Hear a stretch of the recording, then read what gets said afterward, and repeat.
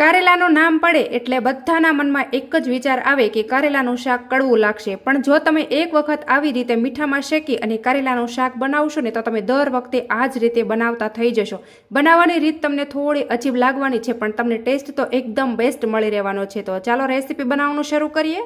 કારેલાનું એકદમ નવું શાક બનાવવા માટે અહીંયા મેં 500 ગ્રામ જેટલા કારેલા લીધા છે. તમે જોઈ શકો છો કે એકદમ તાજા અને ફ્રેશ કારેલા મેં લીધેલા છે. તો આ રીતના પાકેલા કારેલા હોય એને આપણે દૂર કરી દેવાના છે અને એકદમ જે લીલા કારેલા હોય એનો જ આપણે ઉપયોગ કરવાનો છે. તો આને આપણે સાઈડમાં કરી દઈશું અને આપણે જઈશું ગેસ તરફ.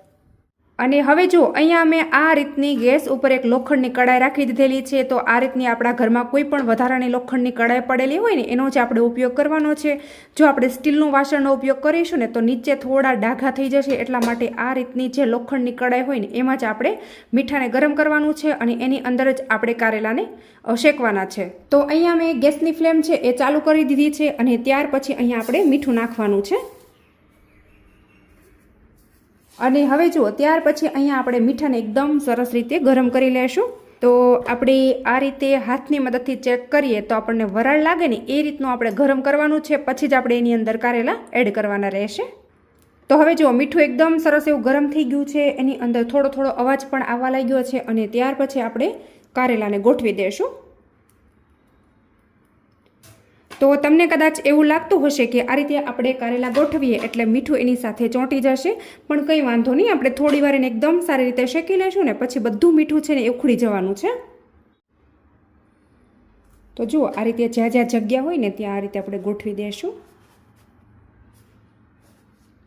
તો અહીંયા તમારા ઘરમાં જેટલા મેમ્બર હોય એ રીતે તમારે કારેલાનું શાક બનાવવાનું રહેશે. અને ત્યાર પછી અહીંયા આપણે કારેલાની સાથે જ લીલા મરચાં પણ એડ કરી દઈશું. તમે ઈચ્છો તો અહીંયા સ્કીપ પણ કરી શકો છો. અને હવે જુઓ ત્યાર પછી અહીંયા મીઠું જેમ જેમ ગરમ થતું જાય તેમ તેમ આપણે કારેલાને હલાવતા જઈશું. તો આ રીતે આપણે મીઠામાં લગભગ 8 થી 10 મિનિટ જેવા બાફી લેવાના છે, મતલબ કે શેકી લેવાના છે. તો તમને કદાચ અહીંયા એવું લાગતું હશે કે કારેલા સાથે મીઠું ચોંટતું જાય છે, પણ કારેલાને આપણે ફ્રીજમાં મૂકેલા હતા એટલા માટે થોડો મીઠાની અંદર એડ કર્યા ને એટલે ભેજ આવી ગયો છે. પણ થોડી વારમાં જેમ કે મીઠું ગરમ થશે એટલે બધું મીઠું કારેલા સાથે નહીં ચોંટે, ઉખડી જશે. જુઓ આ રીતે અવાજ આવવા લાગ્યો છે. તો મિત્રો કારેલાનું શાક બનાવવાની આ એકદમ નવી રેસીપી છે. આજ પહેલાં આ રેસીપી તમે ક્યારેય પણ નહીં બનાવી હોય અને એટલું ટેસ્ટી મીઠું આનું શાક થાય છે ને કે વાત જ ના પૂછો. તમે એક વખત આવી રીતે બનાવશો ને તો તમે દર વખતે આ જ રીતે બનાવતા થઈ જશો. રીત થોડી અલગ છે, એકદમ સરળ રીત છે. ફટાફટ આ શાક બની અને તૈયાર થઈ જાય છે. કોઈ પણ ઝંઝટ વગરનું આ શાક બને છે મિત્રો. તો અહીંયા તમે જોઈ શકો છો કે નોર્મલ થોડો થોડો અવાજ આવતો એવો લાગે છે, એટલે કે આ કારેલા છે એકદમ સારી રીતે શેકાવા લાગ્યા છે. અને હવે એને આપણે ઢાંકણ બંધ કરી થોડી વાર સીજવા દેવાનું છે, મતલબ કે 3 થી 4 મિનિટ આમનામ જ આને આપણે કૂક થવા દેશું. તો અહીંયા લગભગ 4 થી 5 મિનિટ જેવો ટાઈમ થઈ ગયો છે. ઢાંકણ ખોલી અને જોઈ લઈએ તો તમે જોઈ શકો છો કે એકદમ મસ્ત મજાના કારેલા છે બફાઈ ગયા છે. તો બસ હવે અહીંયા મેં ગેસની ફ્લેમ છે એ બંધ કરી દીધી છે અને તમે જોઈ શકો છો કે જો કારેલા જ્યારે આપણે મીઠાની અંદર ઉમેરેલા હતા ને ત્યારે એકદમ લીલા હતા અને અત્યારે એનો કલર ચેન્જ થઈ ગયો છે. જો એકદમ મસ્ત મજાના બફાઈ ગયા છે. તો આ રીતે તમે મીઠામાં કારેલા બાફશો ને તો એની કડવાહટ બધી જતી રહેશે, તમને જરા પણ શાક કડવું નહીં લાગે. તો બસ આ રીતે આપણે એને મીઠામાંથી ચીપિયાની મદદથી બહાર કાઢી લેશું. અને હા, તમને કદાચ એવું થતું હશે કે આ એટલું બધું મીઠું છે એ વેસ્ટ ગયું છે, તો આ બિલકુલ વેસ્ટ નથી ગયું. આને આપણે થોડી વાર સુકાવા દેશું. સુકાઈ જાય એટલે આપણે એક ડબ્બામાં ભરી લેવાનું છે. નેક્સ્ટ ટાઈમ ગમે ત્યારે આપણે શિંગદાણા અથવા ચણા શેકવા છે તો આ મીઠું આપણને કામ લાગશે.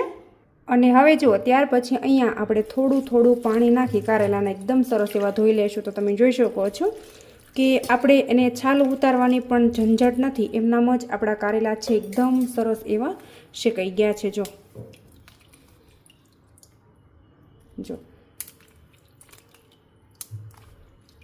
જો એકદમ સાવ પોચા પડી ગયા છે. તો બસ આ પાણીને આપણે દૂર કરી દઈશું. તો અહીં જુઓ આપણા કારેલા એકદમ મસ્ત મજાના ઠંડા થઈ ગયા છે. અને ત્યાર પછી આ રીતે આપણે આગળ પાછળથી ડીટીયાનો ભાગ છે એને હટાવી દઈશું.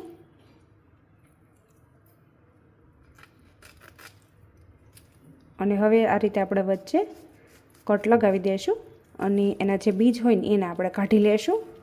અને હા, જો આ રીતે આપણે પાણીમાં કારેલા બાફીએ ને તો એ એકદમ પોચા પડી જતા હોય છે અથવા તો તૂટી જતા હોય છે, પણ તમે આ રીતે કરશો ને તો તમારા કારેલા ક્યારે પણ નહીં તૂટે અને એકદમ પરફેક્ટ એવા બફાઈને રેડી થશે. તમે જોઈ શકો છો. જો તો બસ આ રીતે આપણે બધા કારેલામાંથી બીજને કાઢી લેશું. તો અહીંયા મેં કારેલામાંથી બધા બીજ કાઢી લીધા છે. અને જો તમારે આને આખા ભરીને કરવા હોય ને તો તમે એ રીતે પણ કરી શકો છો અને કટકા પણ કરી શકો છો. તો આ રીતે આપણે કટકા કરી લેશું ને એટલે બાળકો પણ આ શાક ખાઈ લેશે. અને જો તમે ભરીને કરશો ને તો એ લોકોને ખબર પડી જશે કે આ કારેલાનું શાક બનાવેલું છે. એટલા માટે એકદમ મસાલેદાર, ટેસ્ટી, હેલ્ધી એવું આ શાક આપણે બનાવીને તૈયાર કરીશું. બાળકોને કે ઘરમાં કોઈને ખબર નહીં પડે કે આ કારેલાનું શાક આપણે બનાવ્યું છે. જરા પણ કડવું નહીં થાય મિત્રો. જુઓ એકદમ સારી રીતે મેં આ રીતે કટ કરી લીધું છે. તો બસ આને આપણે સાઈડમાં કરી દઈશું અને આપણે હવે જઈશું ગેસ તરફ. તો હવે જો અહીંયા મેં ગેસની ફ્લેમ ઓન કરી દીધી છે અને ગેસ ઉપર આ રીતની જાડા તળિયાવાળી એક કઢાઈ રાખી છે. એની અંદર આપણે માપ મુજબ તેલ નાખી દઈશું. તો નોર્મલ આપણે થોડું ચડિયાતું તેલ નાખવાનું છે. તો અહીંયા તેલ એકદમ સરસ એવું ગરમ થઈ ગયું છે અને એની અંદર આપણે 1 ટીસ્પૂન જેટલી રાઈ ઉમેરી દઈશું. અને સાથે જ અહીંયા આપણે 1 ટીસ્પૂન જીરું ઉમેરી દેવાનું છે. એકદમ સરસ એવો ફ્લેવર આવે એના માટે અહીંયા મેં લસણ લીધેલું છે, ઉમેરી દઈશું. અને 1 થી 2 મેં અત્યારે લીલા મરચાં લીધેલા છે તો એ પણ આપણે ઉમેરી દઈશું. હવે આ બધી વસ્તુને મિક્સ કર્યા પહેલાં અહીંયા જે આપણે કારેલા કટ કરેલા રાખેલા છે એને પણ ઉમેરી દેવાના છે અને તેલમાં એકદમ મસ્ત મજાના આપણે એને ફ્રાય કરી લઈશું. તો અહીંયા આપણે વધારાના બીજા કોઈ મસાલા અત્યારે નહીં ઉમેરીએ. સૌથી પહેલાં ત્રણેય વસ્તુને એકદમ સારી રીતે આપણે ફ્રાય કરી લઈશું. તો જો આ રીતે તમે નોર્મલ થોડું લસણ ઉમેરશો ને એટલે એકદમ મસ્ત મજાનો શાકનો ટેસ્ટ આવશે અને ખાવામાં પણ તમને ખૂબ જ ટેસ્ટી એવું લાગશે. 1/2 ટીસ્પૂન હળદર ઉમેરી દઈએ. અને કારેલાને આપણે મીઠામાં શેકેલા હતા એટલે કારેલા ઉપર ઓટોમેટિક મીઠું ચડી ગયેલું છે એટલે ખૂબ જ ધ્યાન રાખીને આપણે ઉમેરવાનું છે. ટેસ્ટ કરી લેવાનું. જો તમને ખારું લાગતું હોય તો મીઠું સ્કીપ કરી દેવાનું. થોડી વાર આપણે ઢાંકણ ઢાંકી દઈશું અને 3 થી 4 મિનિટ આપણે એને કૂક થવા દઈશું. અને હવે આપણે આને ખોલી લઈશું અને ત્યાર પછી અહીંયા આપણે થોડી ડુંગળી ઉમેરી દઈશું અને સાથે જ આપણે ટમેટાં પણ ઉમેરી દઈશું.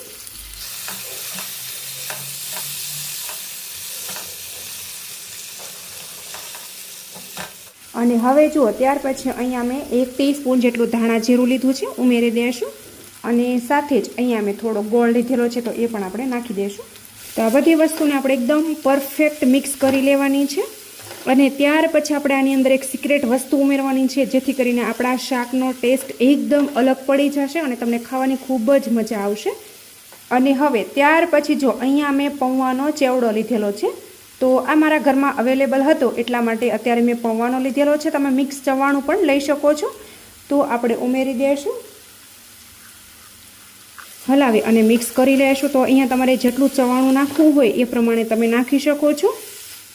અને હવે આપણે થોડું પાણી નાખી દઈશું અને ત્યાર પછી તમે જેટલું તીખું ખાતા હોય એ પ્રમાણે આપણે અહીંયા લસણવાળું મરચું લેવાનું છે. તો આ રીતે બરાબર આપણે વચ્ચે નાખી દઈશું અને બિલકુલ આપણે એને હલાવવાનું નથી. તો આ રીતે આપણે ઢાંકણ બંધ કરી દેવાનું છે અને લગભગ 1 થી 2 મિનિટ આપણે મરચાંને એકદમ પોચું પડી જવા દેવાનું છે. પછી આપણે એને હલાવીશું. અને હા, લગભગ 1 થી 2 મિનિટ જેવો ટાઈમ થઈ ગયો છે. ઢાંકણ આપણે ખોલી લઈશું અને જો મરચું એકદમ મસ્ત મજાનું પોચું પડી ગયું છે તો આ રીતે આપણે હલાવી અને મિક્સ કરી લેવાનું છે. અને જો તમારે શાકને એકદમ લચકેદાર કરવું હોય તો તમે થોડું પાણી મિક્સ કરી શકો છો.